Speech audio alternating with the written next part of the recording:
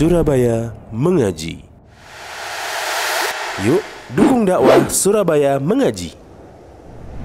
Salurkan harta terbaik Anda untuk operasional dakwah.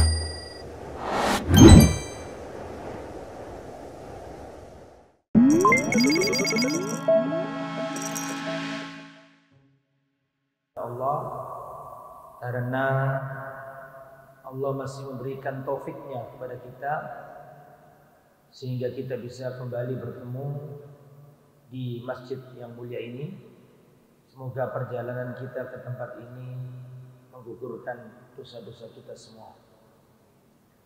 Wassalatu wassalam ala Rasulillah, dan semoga sholawat serta salam tetap tercurahkan kepada Nabi kita yang mulia Muhammad sallallahu alaihi wasallam beserta para keluarganya, ahli bait, para sahabatnya, dan seluruh umatnya yang setia berjalan di atas sunnah dan ajarannya.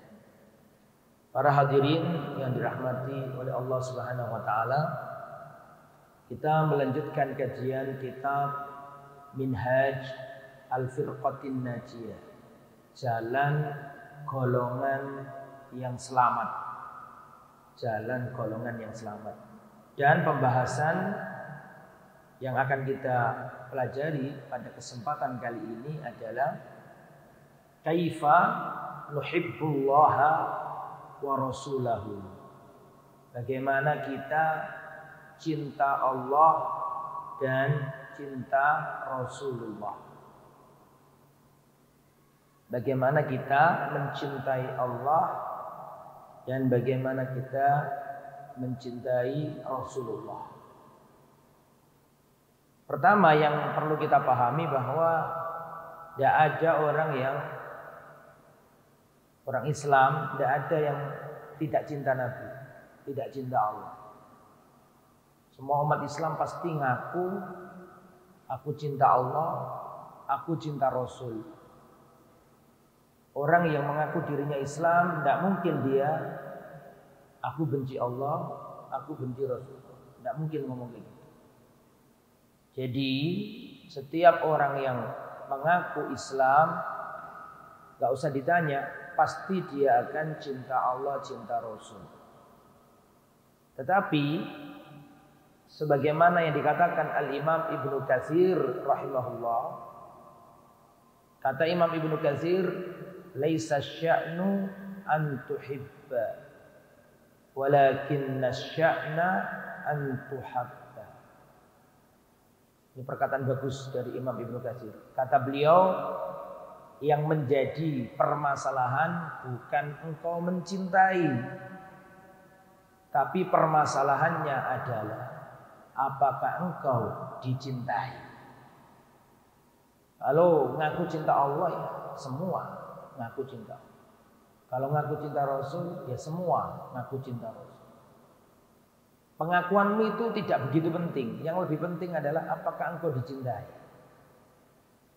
Nah, supaya kita ini mencintai dan dicintai, maka harus ada caranya. Tidak boleh sembarangan.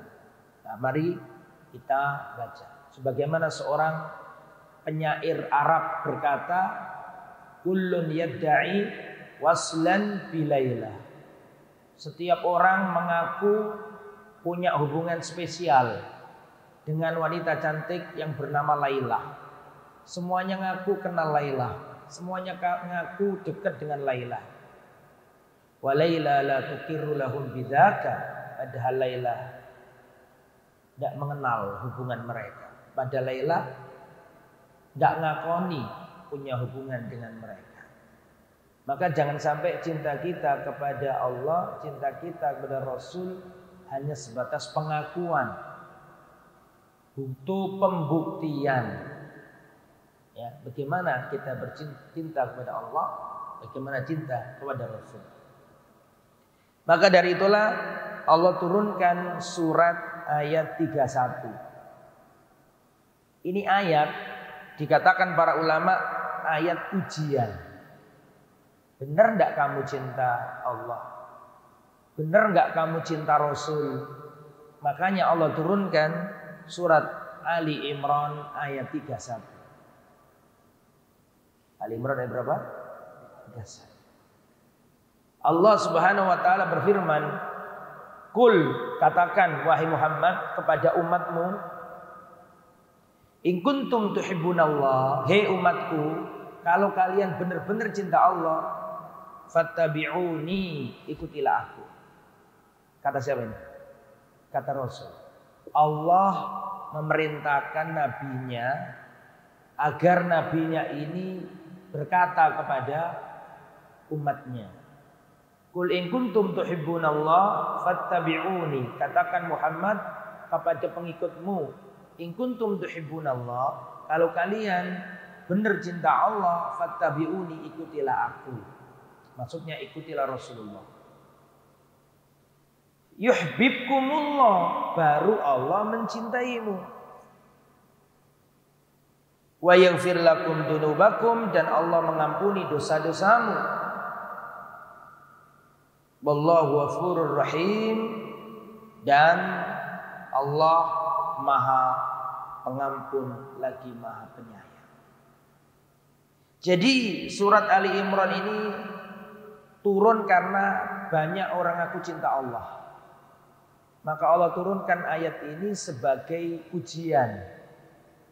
Apakah benar cinta mereka itu? Ataukah hanya sekedar klaim semata? Allah turunkan ayat ini. Qul in kuntum tuhibbunallah, katakan Muhammad kepada umatmu, in kuntum tuhibbunallah, kalau kalian benar-benar cinta Allah, fattabi'uni, ikutilah aku, ikutilah Muhammad. Baru setelah itu yuhibbukumullah, Allah cinta kepada kalian. Sehingga bisa disimpulkan surat Ali Imran ayat 3 ini, ayat 31 ini mengajarkan kepada kita, kalau kamu cinta Allah, buktikanlah dengan mengikuti Rasulullah. Itu kesimpulannya. Kalau kamu ngaku cinta Allah, maka ikutilah Rasulullah. Nah, kemudian mengaku mengikuti Rasul, cinta Rasul, itu juga butuh pembuktian. Ya, mengaku cinta Rasul itu juga butuh pembuktian. Pembuktiannya ada 4. Pembuktiannya ada berapa? 4. Kalau 4 ini belum dijalankan, maka kita belum dikatakan mengikuti Nabi. Apa saja 4 ini? Ada yang tahu? Kita kan bersyahadat, wa asyhadu anna Muhammadar Rasulullah. Saya bersaksi Nabi Muhammad utusan Allah. Ucapan kita itu mengandung 4 konsekuensi. Kalau 4 konsekuensi ini tidak kita jalankan, maka ucapan kita wa asyhadu anna Muhammad Rasulullah ini sekedar klaim, sekedar pengakuan, tapi nggak ada wujudnya. Supaya ada wujudnya, maka 4 hal tadi, maka cinta atau bersaksi Nabi Muhammad utusan Allah itu buktinya 4. Cinta Rasul itu buktinya 4. Yang pertama, apa yang pertama? Tasdiquhu fima akhbar, membenarkan kabar atau berita dari Nabi. Jadi kalau panjenengan ngaku cinta Nabi, pembuktian yang pertama wajib mengimani, membenarkan setiap berita, setiap kabar yang disampaikan Nabi. Itu konsekuensi yang pertama. Maka kalau ngaku cinta Nabi, maka apa yang sudah diberitakan oleh Nabi wajib diimani. Contoh, Nabi mengabarkan bahwa nanti akan ada hari kiamat. maka kita wajib na'am, sami'na wa ata'na, kami dengar, kami imani, kami taati.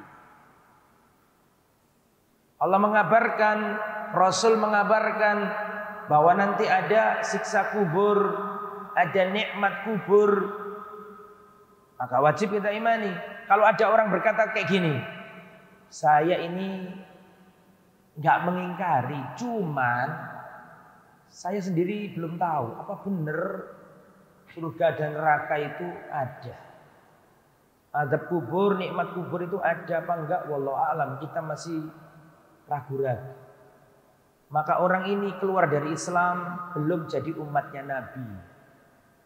Karena konsekuensi cinta Nabi, mengikuti Nabi, konsekuensi yang pertama adalah membenarkan atau mengimani apa yang diwartakan oleh Nabi. Rasulullah mengatakan, jika ada lalat masuk ke gelasmu, cangkirmu, mangkokmu, kalau ada lalat masuk, kata Nabi, falyaghmishu, celupkan sekalian. Setelah itu lemparkan lalat tersebut dan boleh diminum, tidak masalah. Kata Nabi, karena lalat itu memiliki dua sayap. Sayap yang satu mengandung racun, sayap yang kedua mengandung penawar. Maka wajib kita imani hadis ini, wajib kita percayai, wajib kita benarkan karena hadisnya sahih, diriwayatkan Imam Bukhari. Kalau sampai ada orang menolak dan berkata, ini nggak tahu ya, kok kayak nggak masuk akal begitu, saya meragukan hadis ini, dia belum jadi umatnya Nabi. Karena untuk jadi umatnya Nabi, cinta Nabi,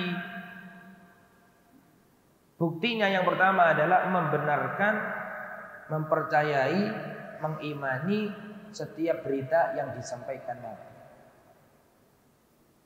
Rasulullah mengatakan, wahai para wanita, tutuplah aurat kalian, misalnya. Atau Rasulullah memerintahkan wanita menutup auratnya. Terus wanita berkata, itu kan cuma budaya Arab saja. Jilbab kan budaya Arab saja. Tidak mengimani, maka dia belum jadi umat Nabi.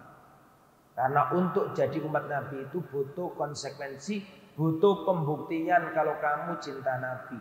Pembuktian yang pertama adalah tasdikuhu fima akhbar, mengimani berita atau membenarkan berita dari Nabi. Ini yang pertama.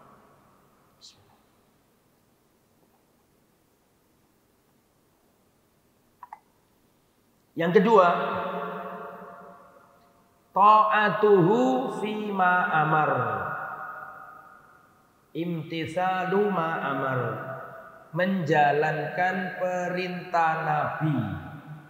Ini konsekuensi yang nomor dua, menjalankan perintah Nabi. Nabi menyuruh laki-laki sholat jamaah, ya kudu sholat jamaah. Kalau ingin jadi umat Nabi, benar-benar umatnya Nabi, maka konsekuensi nomor dua, menjalankan perintahnya Nabi. Nabi menyuruh kaum laki-laki sholat jamaah, ya sholat jamaah. Atan Nabiyya sallallahu alaihi wasallam rajulun a'ma. Telah datang kepada Rasulullah lelaki buta, tidak bisa lihat. Lelaki buta ini datang ke Nabi dan berkata, ya Rasulullah, laisa li qaidun yaquduni ilal masjid. Ya. Maka konsekuensi yang nomor 4, jangan kamu ibadah kecuali dengan syarat yang kecuali dengan syariat yang sudah dijelaskan Nabi. Tidak boleh gawe-gawe dhewe kamu. Ini adalah pembuktian yang nomor 4. Maka nggak boleh kita beribadah pakai cara kita sendiri, nggak boleh. Harus nurut kepada Nabi. Apa yang disyariatkan, kerjakan. Apa yang tidak, jangan dibuat-buat. Sehingga poin yang nomor 4 ini intinya adalah tidak melakukan bid'ah. Bukti cinta kepada Nabi yang nomor 4, tidak beribadah kecuali dengan syariatnya Nabi, maksudnya adalah meninggalkan bid'ah. Jadi kalau ngaku cinta Nabi, ojo nggawe bid'ah. Lah bid'ah itu apa? Bid'ah itu sebagaimana yang diungkapkan Al-Imam Asy-Syatibi dalam kitabnya Al-I'tisam. Bid'ah adalah ibaratun an tariqatin fid din mukhtara'atun tudahi asy-syar'iyyah yuqsadu bisuluki 'alaiha al-mubalaghah fit ta'abbud lillahi subhanahu. Bid'ah adalah sebuah ungkapan untuk tariqatun fid din, jalan atau metode atau tata cara dalam agama. Mukhtara'atun yang dibuat-buat, tidak ada dalil. Tudhahi asy-syar'iyyah, menyelisih syariat. Yuqsadu bisuluki 'alaiha al-mubalaghah, diniatkan pelakunya sungguh-sungguh dalam beribadah. Jadi menurut Al-Imam Asy-Syatibi, bid'ah adalah sebuah jalan atau metode atau tata cara fiddin, di dalam agama. Mukhtara'atun yang dibikin-bikin, tidak ada dalil. Tudhahi asy-syar'iyyah, yang menyerupai syariat dan diniatkan pelakunya ibadah. Sehingga dari definisi tadi bisa dirumuskan 4 poin bid'ah. Ada 4 poin. Poin yang pertama, tariqatun fiddin, tata cara atau metode atau jalan dalam agama. Berarti kalau nggak agama, maka bukan bid'ah. Pesawat, membawa mic, kamera, HP, apalagi AC, ini bukan bid'ah, karena bid'ah itu khusus dalam masalah agama. Mukhtara'atun, yang dibikin-bikin, dibuat-buat, tidak ada dalilnya, tidak dilakoni Nabi, tidak dilakoni para sahabat, dibikin-bikin. Tudhahi asy-syar'iyyah, yang menyerupai syariat. Makanya banyak yang ketipu karena mesti ono mirip-miripe. Mesti ono bumbu-bumbune sehingga menyerupai syariat. Kemudian yang nomor 4, diniatkan pelakunya ibadah. Makanya kita kalau ngaku cinta Nabi, poinnya itu cuma 4 itu. Meskipun 4 ini kalau dikembangkan sangat banyak, tapi intinya siapa yang ngaku cinta Allah, saya ulangi, coba lihat surat Ali Imran ayat 31. Ini disebut oleh para ulama, ini adalah ayat ujian. Para ulama menyebutnya ayat ini ayatul mihnah, ayatul imtihan, ayat ujian. Mengapa? Karena pada waktu itu semua orang ngaku cinta Allah, kita cinta Allah. Maka Allah turunkan ayat ini, surat Ali Imran ayat 31. Qul in kuntum tuhibbunallaha fattabi'uni. Muhammad, katakan kepada umatmu, hei umatku, jika kalian mengaku cinta Allah, fattabi'uni, ikutilah aku. Yuhibbukumullah, Allah akan mencintaimu. Di sini sangat jelas, kalau kamu ngaku cinta Allah, harus ikut Rasulullah. Dan kita ini tidak dianggap mengikuti Rasul sampai kita melakukan 4 hal. 4 hal ini bukti bahwa kita ini mencintai Rasul. Yang pertama apa tadi? Membenarkan beritanya Nabi. Membenarkan beritanya Nabi. Yang nomor 2 apa tadi? Imtithalu ma'amar, menjalankan perintah Nabi. Yang nomor 3, ijtinabu manaha anhu wan zajar, meninggalkan larangannya Nabi. Yang nomor 4, wa alla yu'badallah illa bima syara'a, tidak beribadah kepada Allah kecuali dengan syariatnya Nabi. Artinya tinggalkanlah bid'ah. Jangan membuat aturan-aturan sendiri dalam agama. Karena Nabi mengatakan, man amila amalan laisa alaihi amruna fahuwa raddun. Barang siapa beramal, beribadah tidak sesuai dengan aturannya Nabi, fahuwa raddun, maka amalan itu tertolak. Makanya kita hati-hati, jangan melakukan bid'ah. Ya, karena bid'ah itu adalah pelanggaran terhadap haknya siapa? Rasulullah Shallallahu Alaihi Wasallam. Ya, barang siapa melakukan bid'ah berarti dia keluar dari ketaatan kepada Rasulullah Shallallahu Alaihi Wasallam.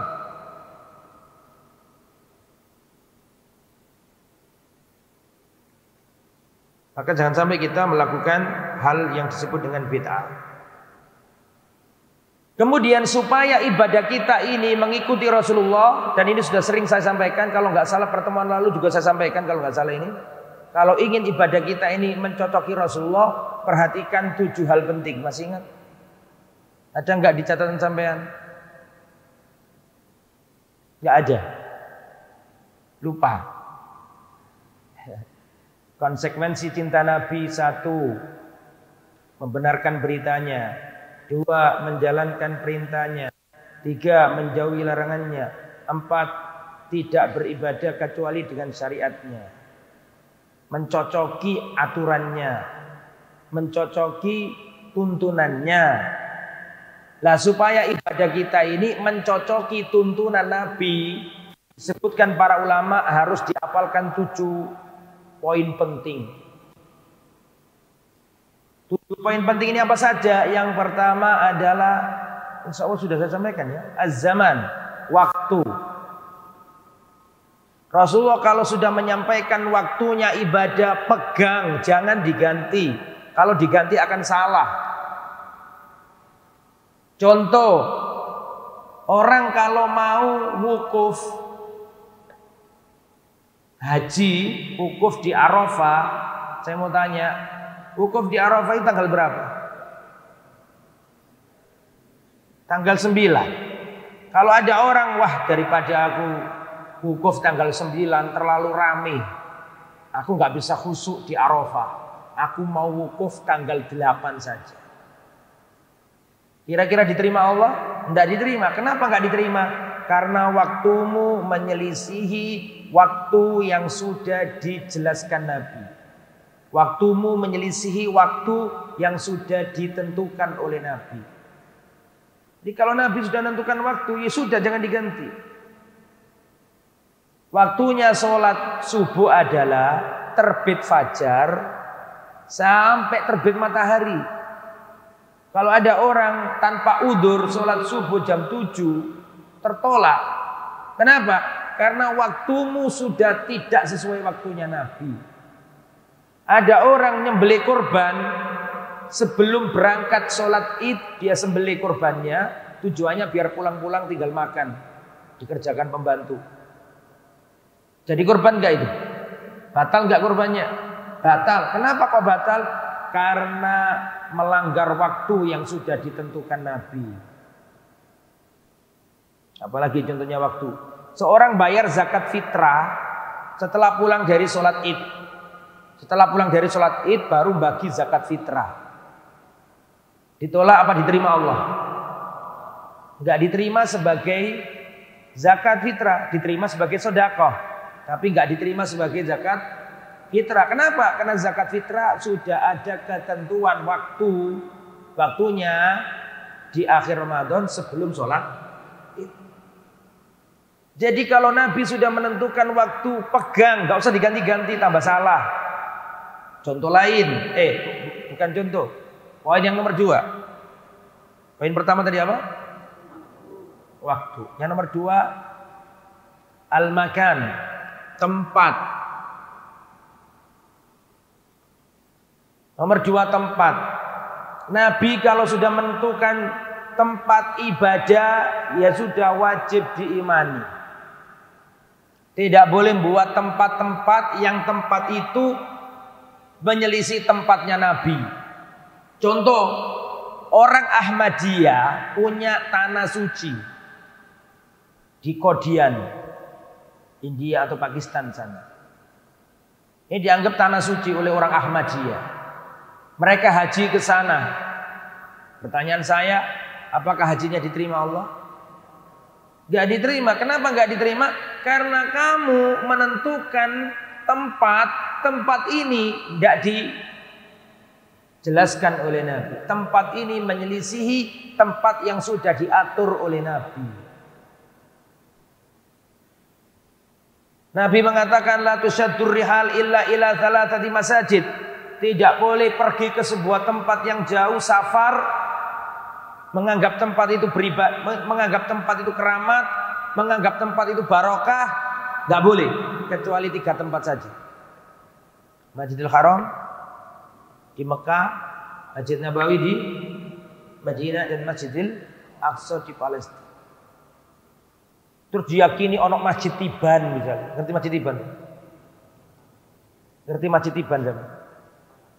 Maksud gak ngerti Masjid Tiban?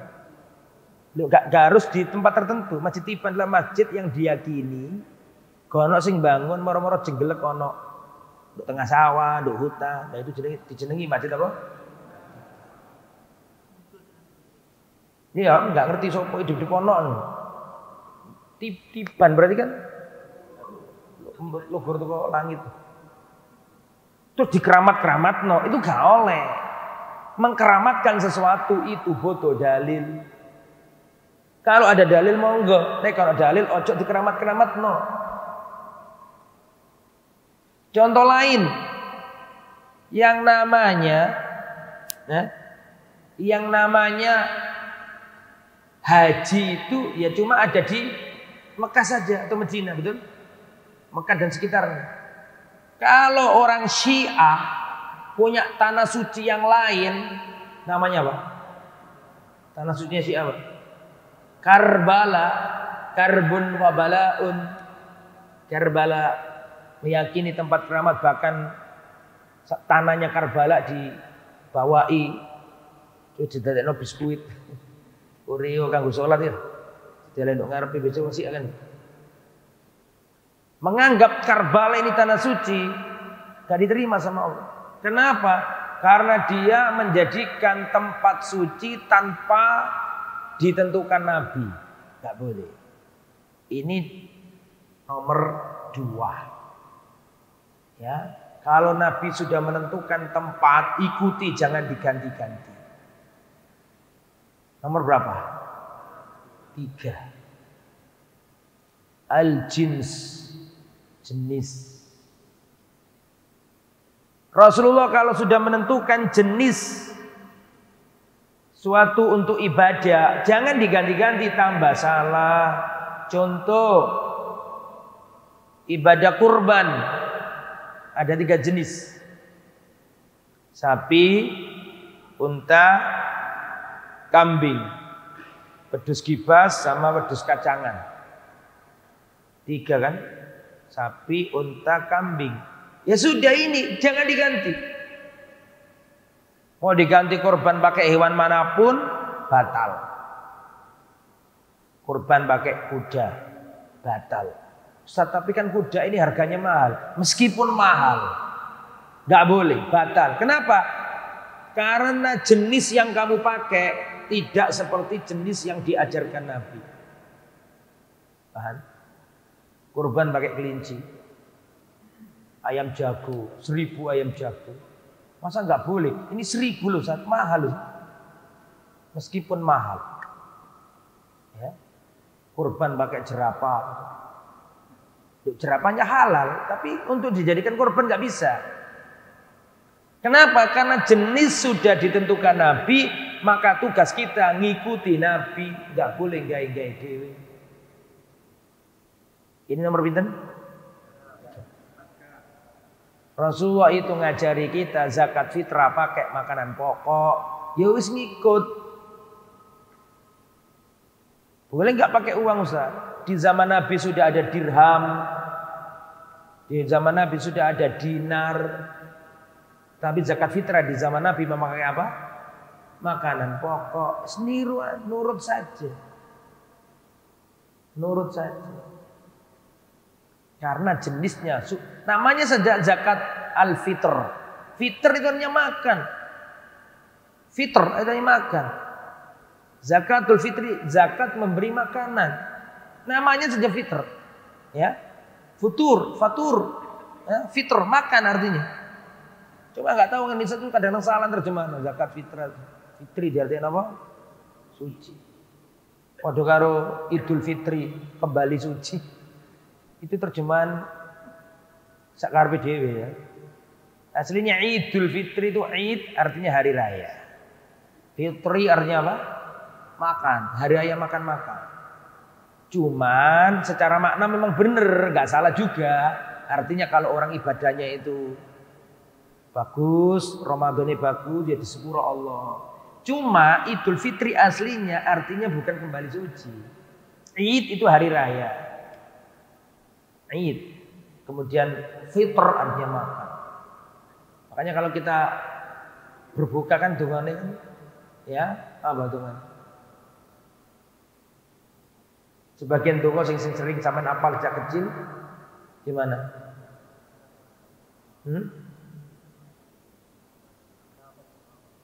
Yang waktu kita kecil apa? Yang biasa kita baca. Allahumma lakasumtu wa bika amantu wa ala rizki aftar fitr, makan, buka. Idul Fitri hari raya berbuka, karena sebelumnya itu apa? Berpuasa. Oke, kembali ke materi. Zakat fitr yang dicontohkan Nabi pakai makanan pokok, ya wis nurut saja. Masa nggak boleh Ustaz pakai uang? Kan maslahatnya lebih banyak Ustaz. Di zaman Nabi sudah ada uang enggak? Sudah ada dirham, ada dinar. Tapi Nabi nggak bayar pakai itu. Maka sebaik-baiknya ini untuk Nabi saja. Biar selamat. Maka datanglah warga sini datang ke takmir. Pak Takmir, kemarin saya ngaji katanya zakat fitrah itu nggak boleh pakai duit. Tapi saya ini di rumah saya nggak ada beras. Tolong saya difasilitasi. Saya niatnya beras loh ya. Cuma saya bayarnya pakai apa? Pakai duit. Saya lebihkan. Tolong difasilitasi. Nanti dibelikan beras. Karena saya ini perempuan nggak bisa beli-beli jauh-jauh misalnya. Boleh nggak kayak gitu? Boleh. Takmirnya pun boleh nyetok. Bekerjasama sama toko. Karena nggak semua orang kan berkesempatan untuk beli karena mungkin mepet dan seterusnya. Maka nggak apa-apa. Cari untung pun nggak apa-apa. Nanti untuk kas masjid. Itu pun nggak boleh dijual di dalam masjid. Betul tak? Karena masjid nggak boleh dijadikan tempat apa? Jualan, harus di luar sana. Di pos atau di mana. Intinya jangan di ruangan masjid. Di tempat yang dipakai sholat. Ada juga datang, Pak Takmir, saya ini mau bayar zakat fitrah tapi saya izin pakai uang, tolong nanti dirupakan beras, tolong saya difasilitasi. Oh iya nggak apa-apa Bu, ini berasnya sudah banyak ini. Monggo silakan beli berapa, saya bantu untuk nimbang. Ternyata berasnya orang yang bayar zakat fitrah juga. Boleh nggak? Ya boleh. Barang yang zakat fitrah tambah didol ya. Kalau niat gitu itu datangkan dari luar. Oke, kembali ke materi. Apa tadi yang nomor 3 ya? Nomor 3 nih. Nomor 4 sekarang. Nomor 4 sekarang. Al-adad, bilangan. Rasulullah kalau sudah menentukan bilangan ibadah, wis nurut to, ojo neko-neko. Ngikut to. Nabi menentukan sholat subuh 2 rakaat sampai hari kiamat nggak boleh berubah, tetap 2 rakaat. Tapi saya niat ikhlas loh Ustaz, saya mau tambah 3 rakaat. Ikhlas lillahi ta'ala. Meskipun sampean ikhlas, nggak diterima sholat sampean. Kenapa Ustaz? Kok ikhlas kok nggak diterima? Karena bilangan yang sampean kerjakan tidak sesuai dengan bilangan yang diajarkan Nabi.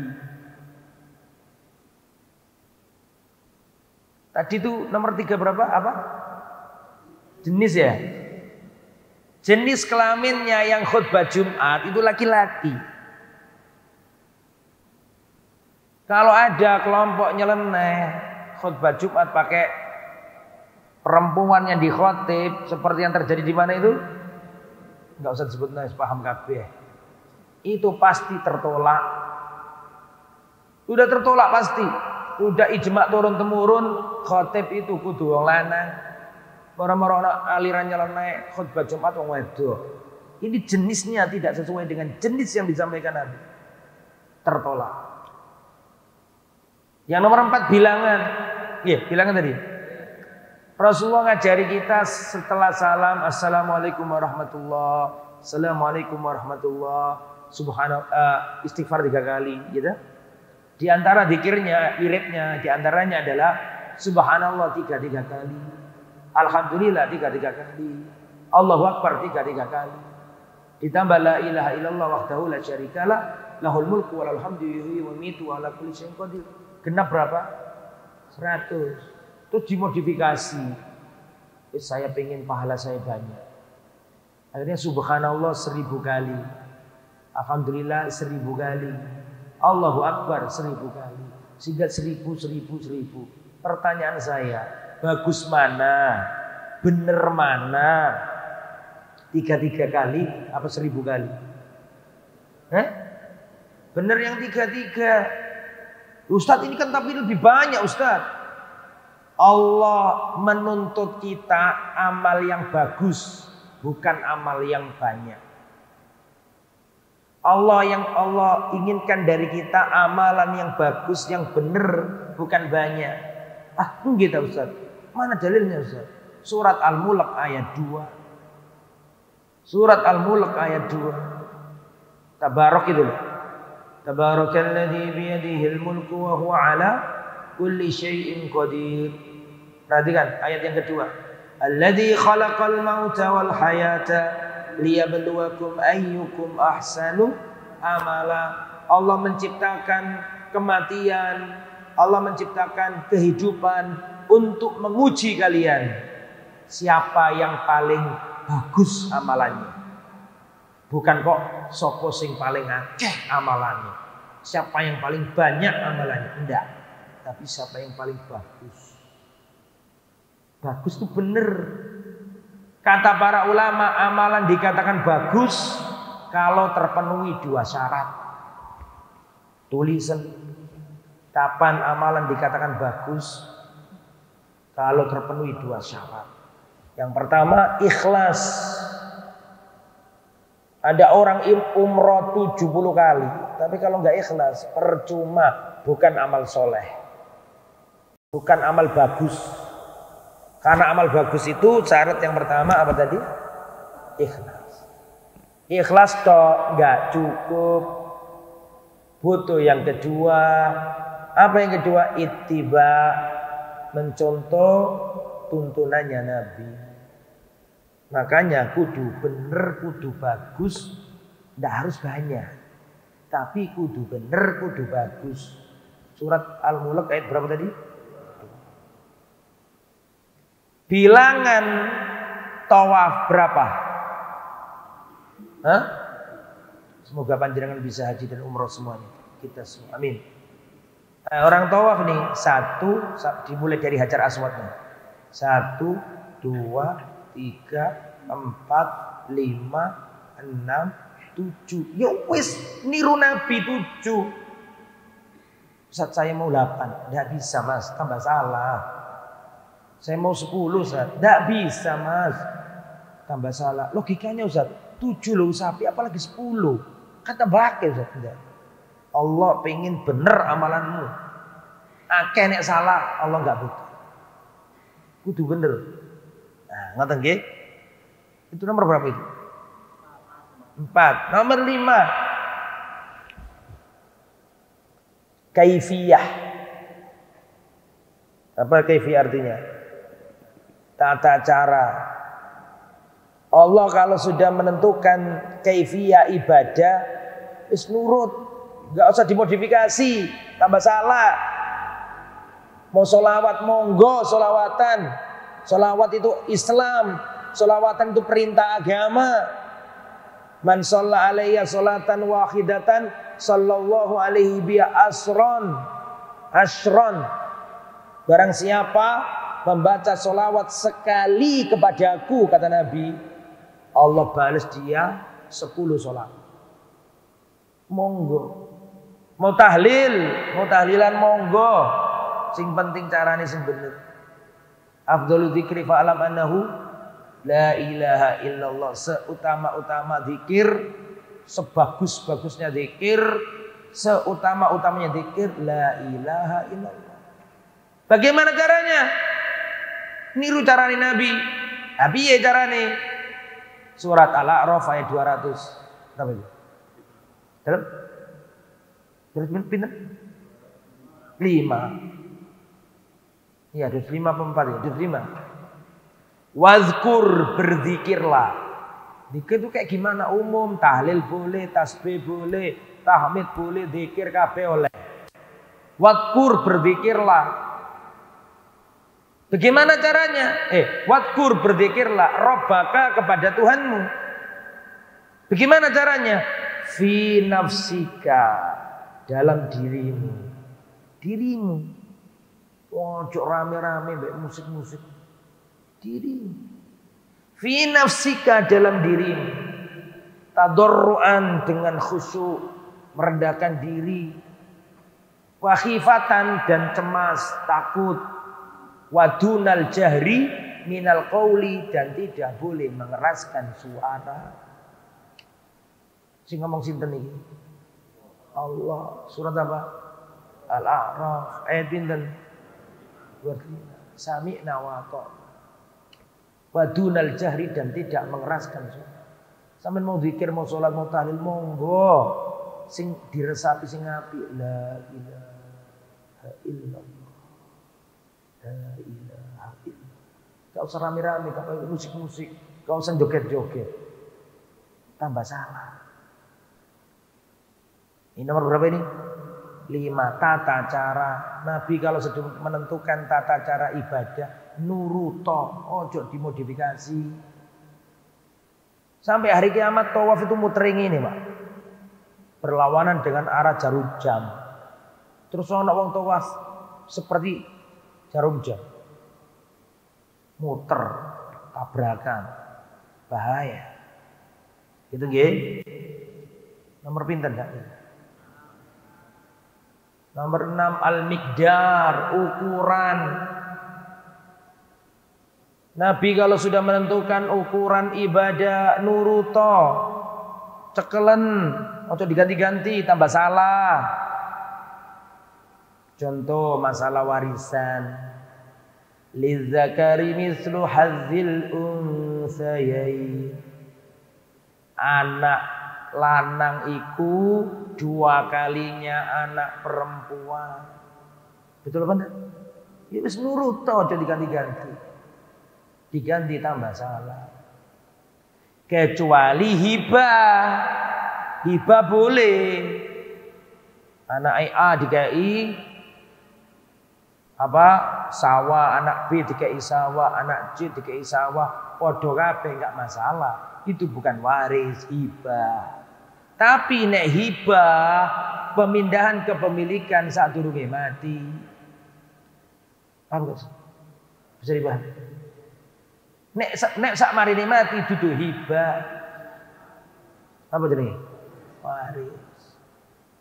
Misale ngene, bapak wis tuwa nak, wis gak iso nyambut gawe. Sawai bapak telu gede-gede niku sapa sing ngeramutne gak awakmu kabeh. Wis kakakmu tak kei 1 hektar. Adik nomor loro iki tak kei iki tambak iki sawah. Sing iki toko. Setuju kabeh ridho kabeh silakan ndak masalah. Tapi nek hibah kepemilikan kepemilikan harus apa? Ketika masih hidup. Tapi nek ngomong ini, meneh nek bapak mati. Meneh nek bapak mati. Sawah iku nggone kakakmu sing nomor 1. Toko iki nggonmu. Sing tambah iko nggone adikmu. Ndak oleh. Salah. Iku waris, awakmu gak usah bagi-bagi, Allah sing bagi meneh. Awakmu mati wis ana pembagiane dhewe. Dulur lanang anak lanang oleh piro, anak wedok oleh piro, bojomu sing kon tinggal iku, wong wedok sing kon tinggal oleh piro, emakmu oleh piro, bapakmu ono kabeh bisa. Nah, bisa dipahami nggih? Kalau mengatakan nanti kalau aku mati, ini milikmu nak, ini milikmu, ini milikmu. Ini enggak boleh, ini wasiat. Wasiat enggak boleh kepada wasiat harta, enggak boleh ke ahli waris. Karena nanti ada ilmunya sendiri namanya ilmu faraid. Boleh wasiat kepada non ahli waris. Misalnya nanti kalau bapak mati, tolong sebagian hartanya bapak mau bapak infakkan ke masjid At-Tanwir. Boleh nggak kayak gitu?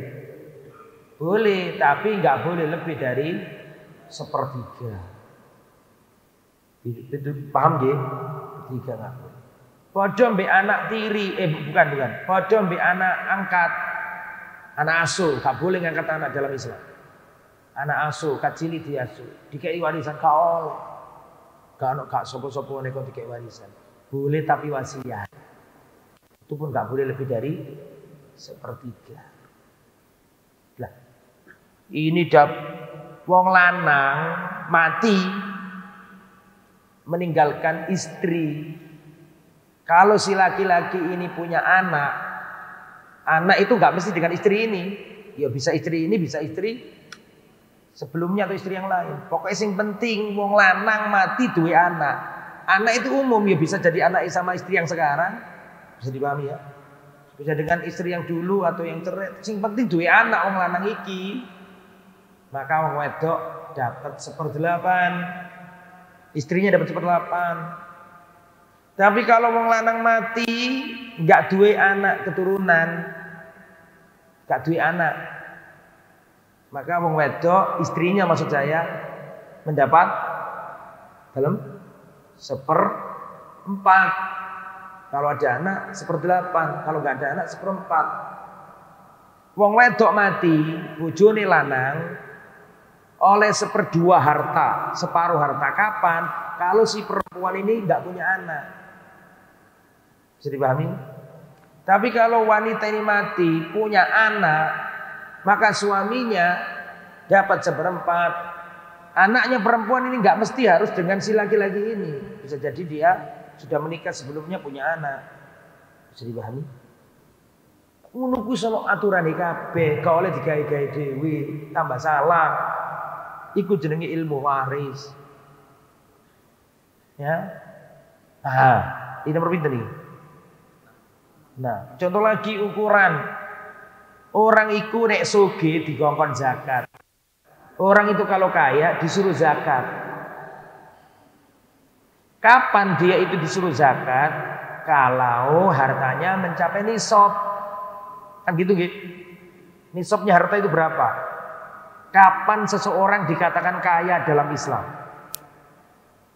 Kapan orang itu dikatakan kaya di dalam Islam? Ya kalau hartanya mencapai nisab. Nah nisabnya itu berapa? Dalam 83 gram. Yang lain dalam 90-an. 90-an kok gak jelas 90-an berapa ini? Berapa? 85 gram, 83 gram, 90 gram emas murni gitu ya. Di zaman Nabi belum ada gram-graman. Durungon. Satuan berat namanya gram, durung ono, belum ada di zaman Nabi. Adanya di zaman Nabi dinar. Terus berapa Ustadz nisabnya? Kata Nabi, isruna dinar. Isruna dinaron, 20 dinar. Jadi uang iku nek wis duwe utawa duwe emas seukuran 20 dinar, maka dianggap orang kaya. Mencapai nisab. Nah, 20 dinar itu berapa duit? Ya ayo dikonversi dulu biar jelas. 20 dinar. 1 dinarnya itu 4,25 gram emas murni. Saya ulangi, tulis. Ditulis yang belum hafal. Sing wis hafal gak usah ditulis. 1 dinar itu 4,25 gram emas murni. Kalikan berapa tadi? 20 dinar kali 4,25. Kira langge jelas 85 gram emas murni. Duduk emas yang enggak murni loh, murni. Sekarang berapa emas 1 gramnya? Dalam berapa Pak?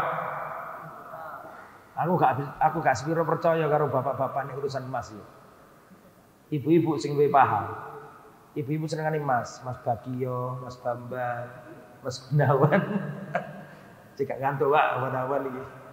Bismillah.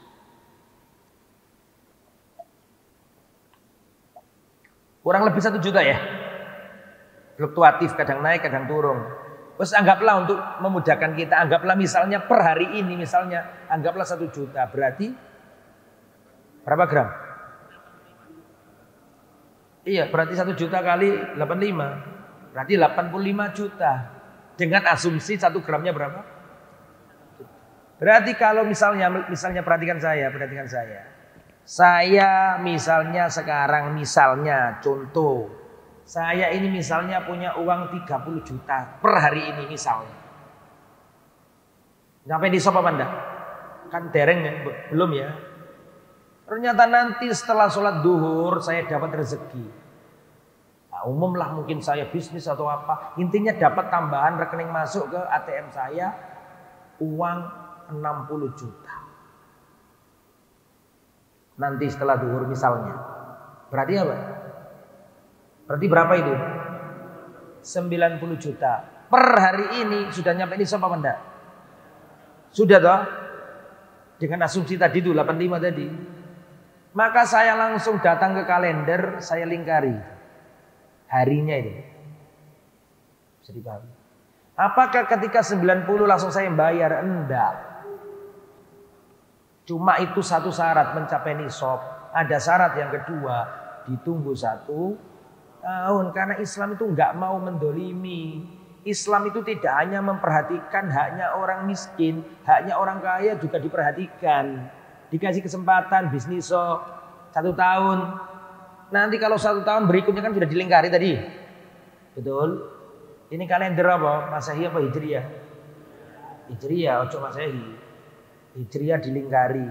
Tahun depan dilihat lagi.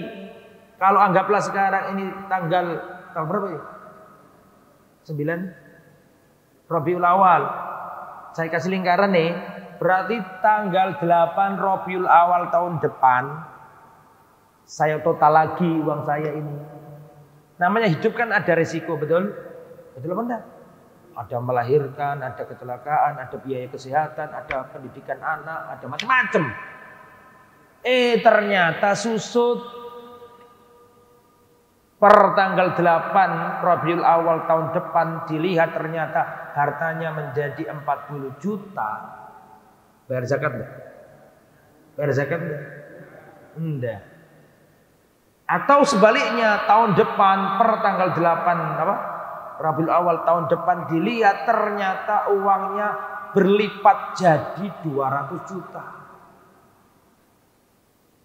Keluarkan zakat enggak? Keluar. Berapa yang dikeluarkan? 2,5%. Kalau 2,5%-nya dari 200 juta berapa? Swining itu wele-wele. 5 juta. Per 100 ribu iku 2.500, 2 juta setengah. Lah, perhatikan 20 dinar kalau dikonversi ke gram 85 gram atau yang dikeluarkan 2,5% itu ukurannya Nabi. Kembali ke materi, biar nggak panjang-panjang. Jadi bahas zakat ini. Ya, padahal judulnya apa? Cinta Nabi.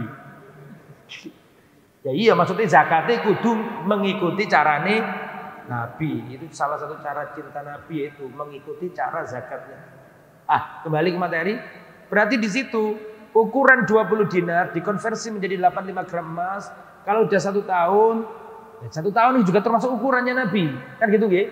Terus baru dikeluarkan berapa tadi? 2,5% itu juga ukurannya Nabi lah. Ukuran ini miliknya Nabi. Ojo dipindah-pindah. Nek dipindah-pindah Islam punah. Terus Islam itu dibangun di atas dalil, bukan mimpi. Saya kan banyak, Pak. Saya ijazahkan dari guru saya, Habib fulan, karena dulu pernah memimpi ketemu Rasul, disuruh wirid ini, wirid itu. Bahaya itu. Nggak boleh menjalankan syariat kecuali dalil, bukan dengan apa? Mimpi. Mimpi bener ada, kita nggak mengingkari loh. Mimpi itu iya ada untuk firasat, untuk petunjuk, betul. Tapi kalau mimpi dijadikan sandaran amalan syariat, nggak boleh. Karena amalan syariat itu panduannya apa? Dalil Al-Quran dan Sunnah. Dia ono para ulama mencantumkan sumber hukum Islam. 1 Al-Quran, 2 As-Sunnah, 3 Ijma', 4 mimpi. Gak bisa dicek, Pak. Gak bisa divalidasi. Percuma lah sanad ini. Bisa dipahami gak? Orang hadis sudah butuh sanad kok. Sohe enggak iki orangnya. Ada mimpi gimana ngeceknya? Ayo kita tidur bareng-bareng ngecek mimpinya beliau. Gak bisa. Makanya mimpi itu benar sebagai firasat, sebagai petunjuk, istikharah, dikasih mimpi itu betul. Tapi bukan ranahnya apa tadi? Halo? Syariah. Amalkan ini sekian kali. Harus ada dalil. Bilangan harus ada dalil. Ukuran harus ada dalil. Gitu ge. Nomor pinter kan?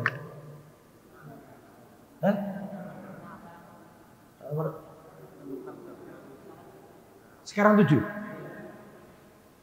Sebab. Nomor 7 ini sebab. Nomor 7 ini apa? Sebab. Ya, kalau ada sebab, sebabnya ya nurut Nabi, jangan buat sebab sendiri. Dalam Islam tidak semua sebab dibolehkan. Tidak semua sebab dibolehkan dalam Islam. Ada orang pengen selamat pakai jimat. Betul? Ada orang nolak bala, pengen selamat, dia pakai jimat. Alasannya pengen selamat. Ketika ditanya, lah kok sampean kok pakai jimat? Itu gak boleh loh menyekutukan Allah. Alasannya mereka gini, enggak kok, saya yakin yang menyembuhkan Allah, yang nolak penyakit Allah. Ini cuma sebab tok. Paham gak maksudnya? Aku lo gak meyakini nek gelang iki sing nyembuhno penyakitku, sing nolak mara bahaya. Itu aku yakin Allah Subhanahu wa taala. Cuman jimat itu nek sebab tok. Mosok gak oleh. Tergambar masalahnya. Jawabannya, tidak semua yang dijadikan sebab itu direstui dalam Islam. Kapan sebab itu direstui dalam Islam? Ada 2 kategori tok yang diizini. Teman tulis ya. Sebab yang dibolehkan itu 2. Yang pertama sababun syar'iyyun, sebab syar'i. Sebab syar'i. Mungkin kita akan ditanya sebab syar'i itu apa sih Ustaz? Sebab syar'i itu sebab yang keberadaannya ditunjukkan dalil. Sebab ini ada dalilnya yang menunjukkan bahwa dia ini memang sebab. Ada dalilnya. Lihat saya kasih contoh. Misalnya badan saya ndak enak, meriang, lemes, loyo, greges. Otomatis saya ingin mencari sebab kesembuhan. Betul apa enggak? Saya pengen cari sebab gimana caranya saya sehat. Pertama yang saya tempuh sebab syar'i, sebab yang keberadaannya sebagai sebab itu didukung dalil. Nabi berkata, as-sifa'u fi thalatha. Obat itu dalam 3 perkara kata Nabi. Yang pertama, syarbata asalin, minum madu. Minum madu. Yang kedua, sayatan bekam. Sayatan bekam. Tahu apa maksudnya? Di kop itu loh, Pak.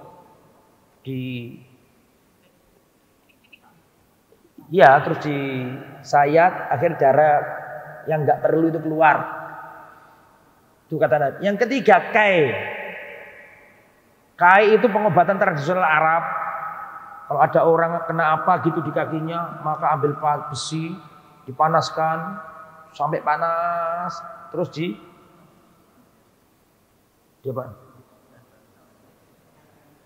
dinyoskan, ditempelkan ke bagian luka. Nabi berkata, aku larang yang nomor 3. Yang 3 tadi dilarang. Yang 1, 2 boleh dilakukan. Maka saya mendengarkan hadis ini, maka seketika badan saya greges. Saya ambil madu, saya minum. Niat saya pengen sembuh. Pertanyaan saya, boleh enggak? Kenapa kok boleh? Karena sebab ini sebab syar'i. Nabi yang menunjukkan. Atau apa jenenge, gulu kuwi gak enak kabeh, rada abot ngono. Aku nyuruh orang tolong sampean bekam. Saya pengen sembuh. Saya anggap bekam ini salah satu sebab kesembuhan. Boleh enggak? Boleh. Kenapa kok boleh? Ini sebab ditunjukkan dalil. Maka boleh. Nah, sekarang nomor berapa? 2. Sebab yang boleh nomor 2 adalah sababun kauniyun qadariyun. Sebab kauni. Sesuai hukum alam. Contoh, sampean lapar. Aduh, aku lapar, aku harus cari sebab supaya aku enggak lapar. Yo mangano. Lah mangan iki gak butuh dalil. Karena fakta ilmiah memang sudah membenarkan hukum alam, wong nek lesu mangan wareg. Betul apa enggak? Sudah tua itu, enggak usah pakai dalil. Ustaz, saya ini kan lapar. Pengen supaya lapar saya hilang. Saya mau makan takut gak ada dalil. Enggak usah dalil, Mas. Itu sayun kauni, suatu yang natural, yang wele-wele, enggak usah pakai dalil. Ya? Itu boleh sebab kauni. Contoh, saya kedinginan, pengen hangat, ya bakar api. Rada hangat apa? Lah, ini sebab boleh apa enggak? Boleh karena kauni sesuai dengan hukum alam. Orang Jawa dulu itu, dan ini pula balik sampai, mungkin sampai blenger sampean untuk menjelaskan ini. Nek ana wong mencret, kena diare wong desa, ya, gak duit-duit kanggo tuku obat. Maka ambil daun apa? Jambu. Atau jambu klutuke dikunyah, dikeltak mentah-mentah sing sepet iku lho. Jare wong Jawa iku iso mampetno penyakit apa? Dia. Boleh enggak kalau kayak gini? Boleh enggak? Sing jawab duduk jamaah at-tanwir. Sing jawab dokter, Pak. Duduk ustaz juga. Kalau menurut fakta ilmiah ada eksperimen direkomendasikan memang benar ternyata daun jambu atau jambunya itu bisa memudah atau membantu menyembuhkan penyakit diabetes. Boleh nggak berarti? Boleh, karena dia ini sebab kauni. Sebab kauni, sebab yang memang secara ilmiah itu sebab. Saya takut kena hujan karena saya meriang. Saya ingin cari sebab supaya nggak kena hujan. Saya beli payung. Ini payung jimat apa enggak? Boleh enggak? Tapi nek aku tak nggawa keris, nek keris kita gawa gak kudanan. Syar'i yonda, kauni yo enggak masuk akal. Bisa dipahami gitu? Enggak boleh. Saya ingin safar dari Surabaya ke Bandung naik mobil. Saya pengen selamat, pengen aman perjalanan saya, pengen selamat, gak ada gangguan. Maka saya mencari sebab. Pertama yang saya tempuh sebab syar'i. Apa yang saya lakukan? Keluar rumah baca doa. Gimana baca itu?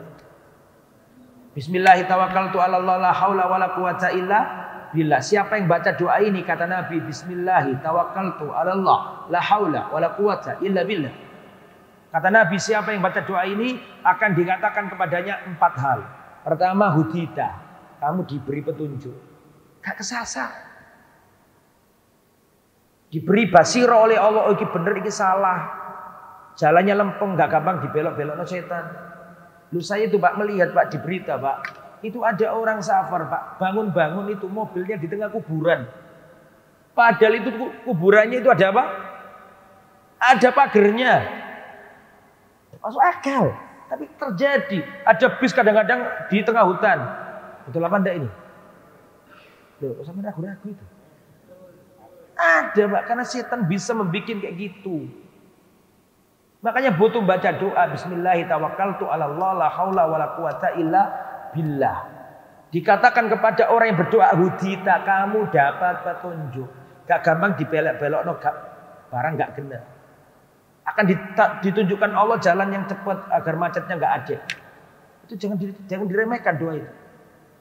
Gak gampang salah masuk tol. Salah masuk tol ya lorol. Betul apa tidak? Ya, sama ngerti Gunung Anyar itu. Gunung Sari mau Gunung Anyar. Nah, itu kan siji nanggone Malang, siji nanggone Gresik, Lamongan ya kan. Ngono ku sampean nang Gresik milih Malang, usoro luar biasa. Metu nanggone Waru gitu. Balik lagi. Loh, ambakno ngono lho soro. Makane disuruh donga. Itu sepele lho iki. Bismillah, tapi berat. Bismillahi tawakkaltu 'ala Allah la haula wala quwata illa billah. Hudita, kamu diberi petunjuk, jalannya enak. Terus nomor 2, kufita, kamu dicukupi. Gak gampang kehabisan bensin tengah jalan. Bekalmu cukup, tidak diambil orang. Yang nomor 3, wukita, kamu dilindungi.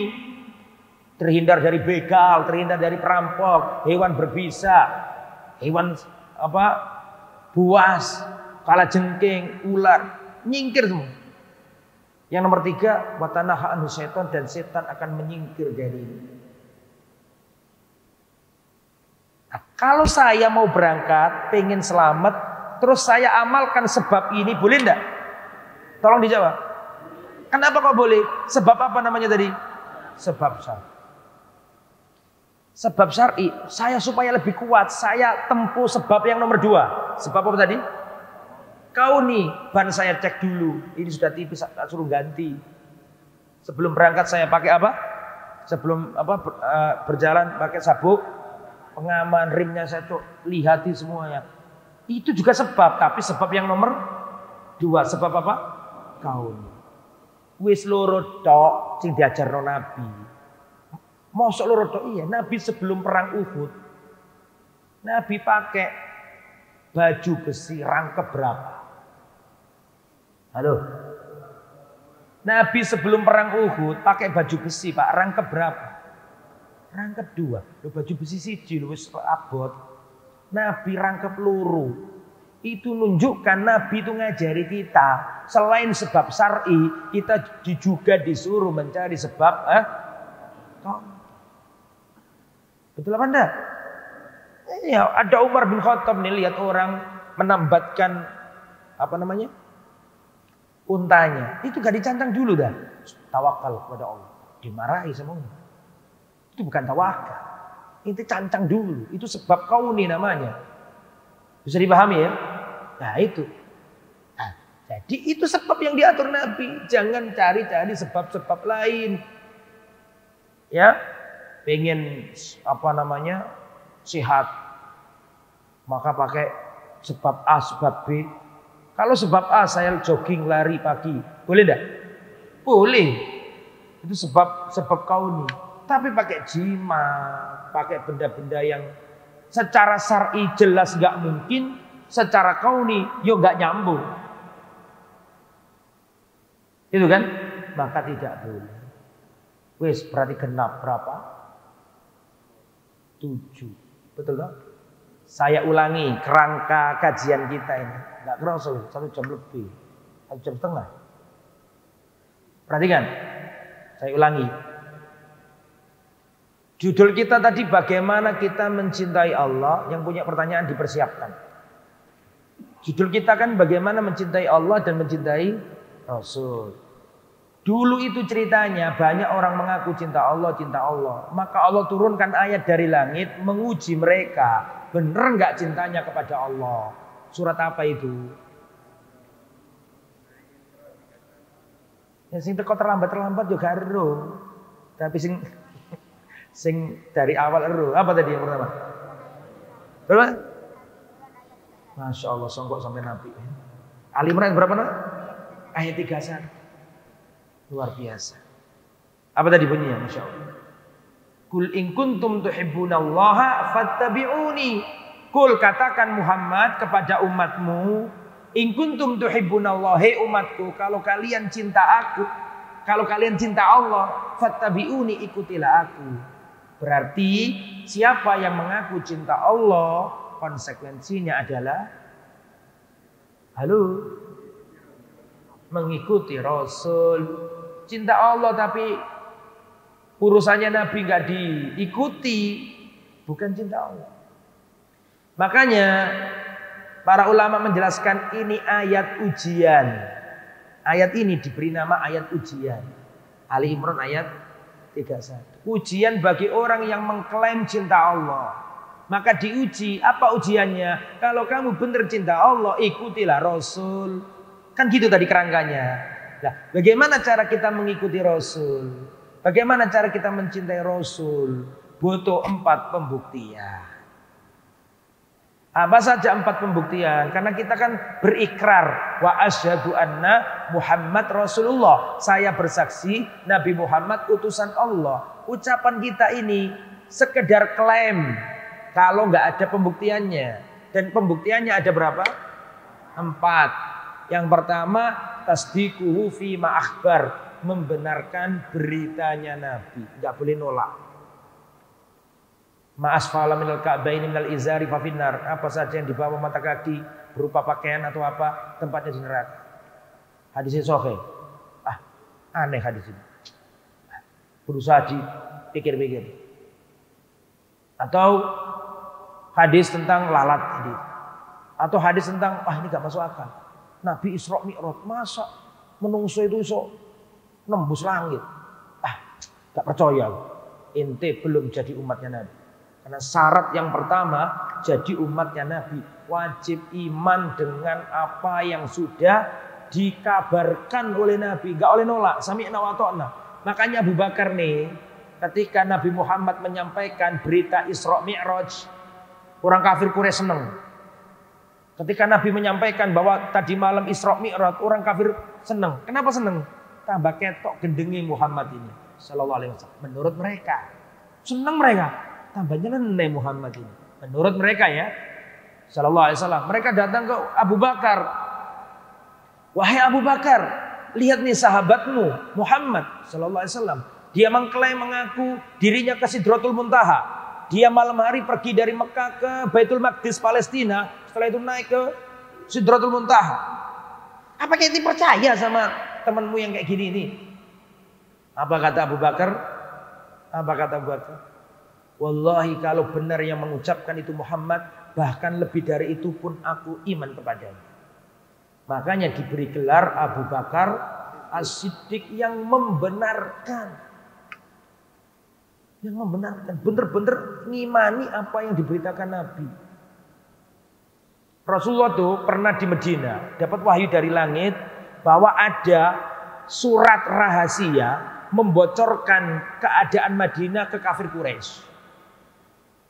Surat rahasia berjalan dari Medina kemana? ke Mekah membocorkan. Maka Rasulullah memanggil Ali, wahai Zubair bin Awam, dua orang, Ali sama Zubair bin Awam, segera kamu susul. Ada surat berjalan dan ada surat rahasia berjalan dari kota Madinah sampai ke Mekah membocorkan rahasia kota Madinah sebelum perang ini.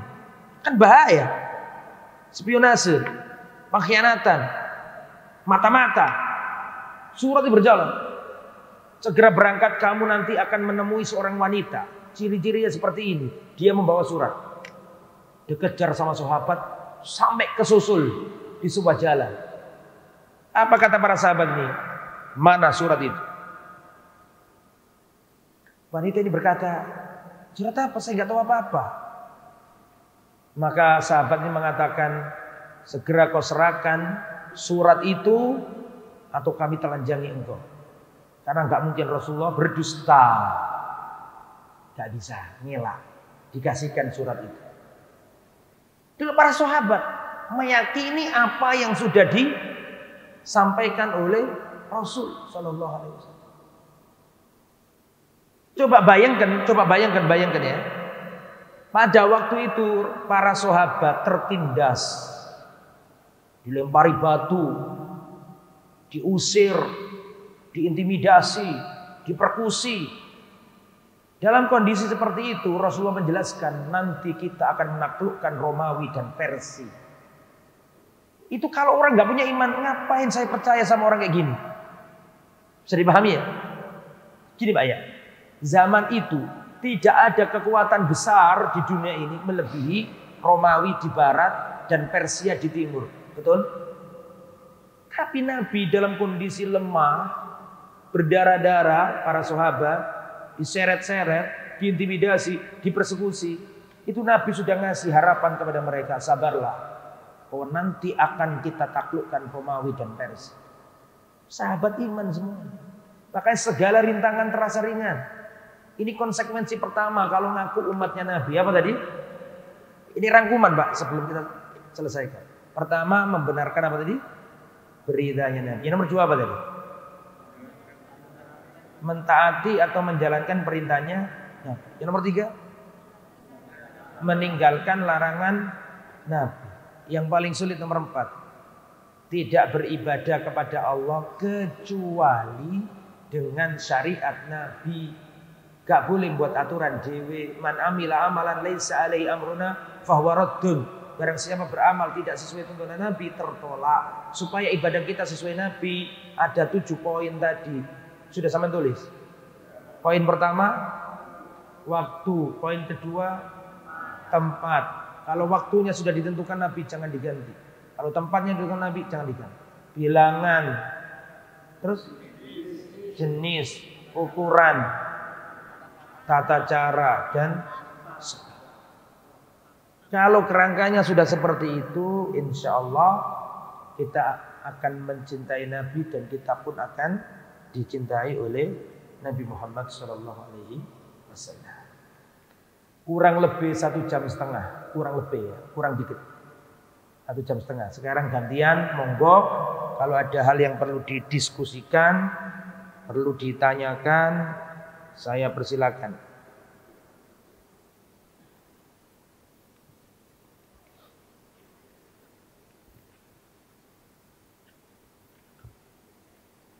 Di sini dikatakan ya, termasuk cara cinta kepada Nabi, la yu'minu ahadukum hatta akuna ahabba ilaihi min walidihi wa waladihi wan nasi ajmain. Tidak beriman salah seorang di antara kalian sampai aku yang paling ia cintai melebihi bapaknya, anaknya, dan manusia semuanya. Kemudian di sini juga dikatakan tufidu hadil ayat ini mengajarkan kepada kita pertama ittiba kepada Nabi, taat kepada Nabi, menjalankan perintahnya Nabi, meninggalkan larangan Nabi, dan seterusnya. Sebenarnya sudah masuk ke apa yang saya sampaikan tadi. Wallahu a'lam bishawab. Monggo silakan kalau ada pertanyaan.